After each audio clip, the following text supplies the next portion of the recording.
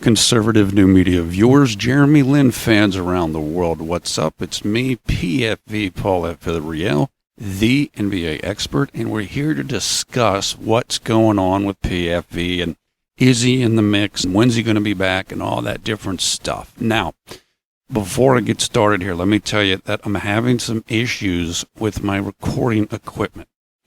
And I don't know, just the audio levels are a bit off, as is the noise reduction feature, which takes away all the s and all that. So if this podcast sounds a little bit weird, just please bear with it, and hopefully it won't be too noisy and staticky and all that stuff. I'll do my best to try to tone that down when I edit it. Hopefully it'll also be loud enough. So what's up? I have been completely out of the mix for essentially the entire summer. The last time I did anything on Twitter was the early July when the Brook-Lin Nets were trying to sign a couple of players, Alan Crabb and Tyler Johnson, I believe, that they didn't end up signing. And I said that I would give Nets GM Sean Marks an A+ in terms of what his plan was. I still feel that way. Unfortunately, it just didn't work out, as both the Miami Heat and the Portland Trail Blazers matched the contract offers from the Nets to those two players respectively. Now, I do not think I'm going to be able to do really anything during the preseason. So at least up until the regular season. And the truth is, I'm probably not going to be able to do much at the start of the regular season either. And I'll tell you why that is. There's two reasons. One, I'm still extremely busy just with my own stuff and stuff for my family. The other reason is where I live at, I am blacked out of Brook-Lin Nets games on NBA League Pass. Now, that should mean that I'm able to get the Nets on cable television, but I'm not able to get them on cable television. I actually don't have cable television right now, but I know I'm not able to get Yes Network, which is where the Brook-Lin Nets play on, where I'm living. I know that sounds ridiculous. You either should be able to get the cable channel or you should be able to watch them on NBA League Pass. Unfortunately, where I'm at, I can't do either one of them. Last year, I had a backup plan in terms of watching the games. That plan doesn't exist this year. That's the situation. And honestly, the next couple months for me are going to be super busy. And I've got a whole bunch of stuff I'm working on and just stuff I've got to get done. And I'm just much busier than I am this year than I was last year. I'm still 100% supportive of Jeremy. I hope to be able to get into the mix as soon as I can as the season moves along. Maybe I'll do some tweets, although honestly, I'm the type of person where I'm in or I'm out. If I'm in, then I'm doing stuff all the time. If I'm out, I'm not around. And I know that some people are kind of upset with me on Twitter because I haven't responded to direct messages and other things for months. It's nothing personal. It's just I got to get my own stuff done. And like I said, when I'm focused on something, that's where all my focus is. And I just haven't thought about Twitter really in a long time. There's some people I have to write back, email. I'll work on that. You know who you are. So that's where I'm coming from. Look, yes, the Nets are predicted to be the worst team in the league and this and that. I've seen this stuff with Jeremy. I have been following him this summer, although to be honest, I have not followed as closely as I usually do. Hopefully I can get back to that in a few months. I think things look good. Jeremy looks good. He looks healthy. The team is building around him and Brook Lopez. I like everything that I've read. I've seen interviews with Jeremy. I've seen interviews with teammates. Everybody seems very supportive of Jeremy, very upbeat about his presence and what he can do and what he's getting done. I saw the article from Nate Gottlieb with Doc Shepler about Jeremy's shooting technique. Jeremy himself says that he feels better about his shooting motion and his form coming into this year as compared with last year.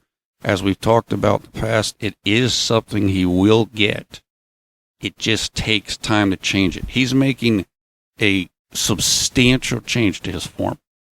Really a big change. And it is going to take time. The way that he's shooting now is I think what Doc is calling a one-motion shot. It essentially means that you shoot as soon as you jump, basically, or you're using the motion from your jump to power the shot. Many people, such as myself and many players, are taught you shoot at the top of your jump. In other words, you jump, and when you hit your highest point, then you do a shooting motion. Now you have to do all of the motion, jumping and shooting, in one motion. This is what Steph Curry does. And it looks weird, and I'm sure it feels weird to do it. I've never done it as a player, but I know that if I tried to do it, it would take me a long time to get used to that after spending a lifetime shooting the other way, which is what is known as a two-motion shot. You first jump up, and then you extend your arm. So the jump is motion 1, the arm is motion 2, which is done at the top of the jump. In the way that Jeremy's shooting now, you do it all at once. And it doesn't seem natural. Obviously, it looks pretty natural for Steph Curry, and hopefully it will become that natural for Jeremy in time, but he's not there yet. And again, you can understand that.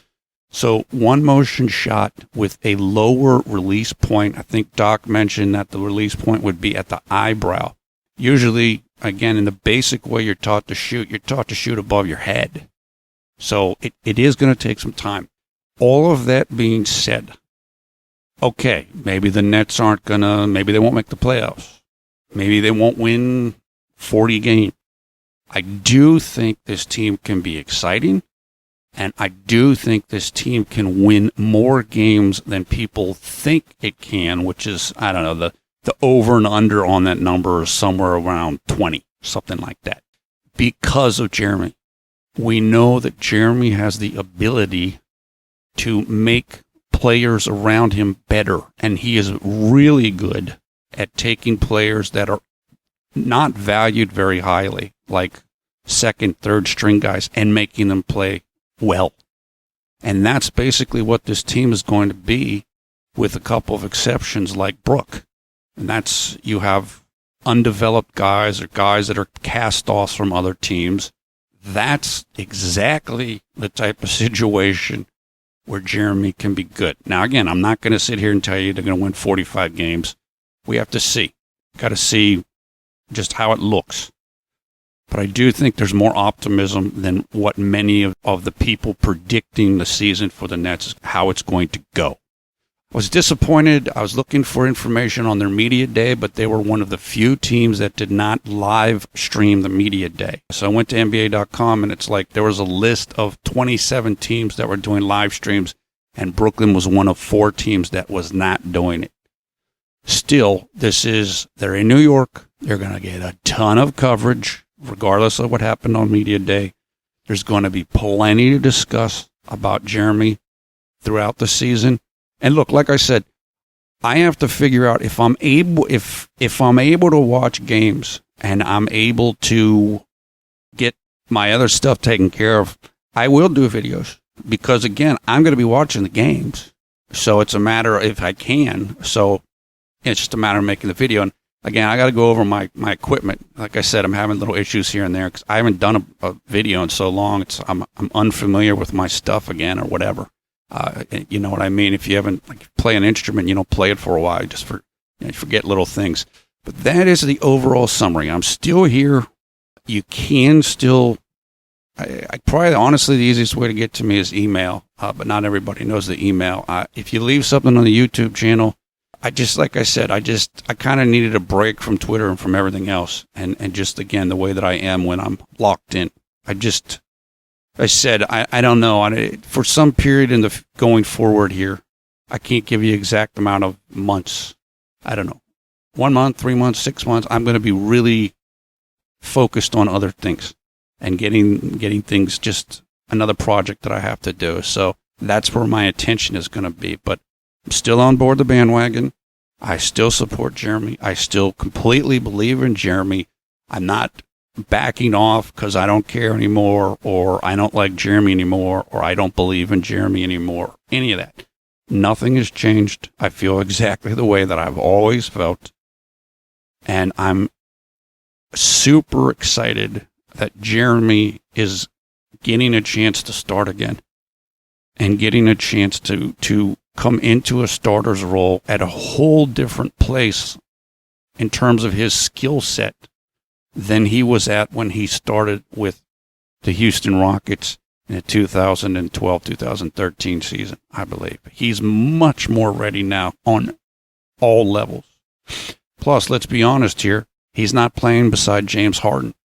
If Jeremy was in Houston and he started and Harden hadn't been traded for after Jeremy got there, things would have been much, much different than how they turned out. So this is a much better situation. Kenny Atkinson, the coach, of course, Jeremy's close with him and knows him from Linsanity. He's there. And like I said, what's good with the Nets is they have a lot of younger guys, and younger guys aren't set in their ways. Sometimes you get older vets and stars, and they don't want to change. They don't want the new guy coming in and shaking things up, thinking like Carmelo here and the Knicks. These are mostly younger players. They're willing to learn. They're willing to let Jeremy lead. I think that the ultimate focus of this team, like maybe late in games and stuff, is they're definitely going to go to Brook a lot. And I was reading something from Luis Scola the other day, and he's like, look, we need to go to Brook if we're going to win. So in the pecking order, still might be Brook number 1, Jeremy number 2. But believe me, he's going to be way up there. And my guess is once Jeremy shows his teammates how clutch and good he is, he's going to get closer to the number 1 spot. But Brook deserves respect. He's a tremendous player. He's got all the shots. He can do pretty much everything. And you don't want to discount his abilities. And look, Jeremy knows it. Jeremy said it. Brook's going to make things a lot easier for me. The prime issue with Brook is he gets hurt a lot.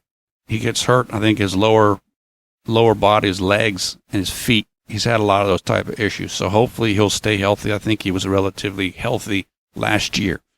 So that's about it. I just want to touch base. It has been a while. I haven't made a video, I think, since the end of the playoffs when Charlotte got eliminated. So that was, May, something like that. So it has been 3-4 months. That's the status report. I will respond to people in the comments as I have chance. I know there's some people I did not get to say, quote unquote, a goodbye to in the last video I made, and I apologize for that. I know it's just, like I said, I got wrapped up with a bunch of things, but I'm still here. I'm still going to be here. My guess is that John's going to be making videos too, even if I'm not making videos. And I do think I probably won't be able to do much during the preseason. We'll see. And probably also that's the case at the start of the regular season. And we'll just see. Hopefully I can pick it up more full-time or something during the regular season. As I mentioned last year, at the end of the year, I may have to do the videos the day after as compared to doing them the night of, as we've done for the last 5 years. I'm not sure about that. That could happen. But if that happens, still, if I'm able to get back into my regular routine, I still will try to make videos from every game. They'll just be after the day after rather than the night of. So I hope everybody else is doing great. I hope you had a great summer. I hope you're having a great fall right now. And certainly we're all looking forward to Jeremy and the Brook-Lin Nets this year. I know some people are coming to watch games. I'm just so happy that Jeremy's back in New York City. This is going to be great, and there's a thriving fan base, for Jeremy in the city, as we know, except for maybe playing for the Warriors. This is probably the best place he could possibly be. He likes it. There's tons of fans. The Nets are marketing him like crazy, which is exactly what they should do. They know where the moneymaker is. And I can't wait. Look, we're less than a month away from the start of the regular season. The training camps have begun. Jeremy's in there practicing every day. He's been practicing with a number of the guys since before training camp begun. There at the HSS Training Center, which is like 2 miles from where the Barclays Center is. I don't know where Jeremy's living. I have no idea. I didn't pay attention to that. We know he lived in Santa Monica when he was with the Lakers. I would imagine if I had to live somewhere in Brooklyn, I'd live real close to those two places because they're so near to one another. I just try to get a place close to that, so I would be able to get over there really, really easily. In fact, I think the training center's in Sunset Park, which I believe I think it's Chinatown, isn't it? Or one of the Chinatown type centers in Brooklyn. So I don't know. I gotta figure that out. Or maybe where Jeremy's at. It's not that important, but I'm just kind of curious. So that is it. We are the first preseason game for the Nets will be on October the 6th. It's about a week away from now. I can't remember who they're playing. I don't know the broadcasting stuff. As I said, I expect to be shut out of a lot of games and because of my situation. But, I'll be looking for alternate methods to be able to view some of the stuff. So that's it. Good to be back. We're still here. I'm still around, even if I'm not on Twitter as much. We're still here. We're still around. We're still following Jeremy, and we still are very much part of the Jeremy Lin global fan base and network. So that's it for now. We'll talk to you soon. I don't know exactly when I'm going to make another video, but did want to give this update, and that is it for right now.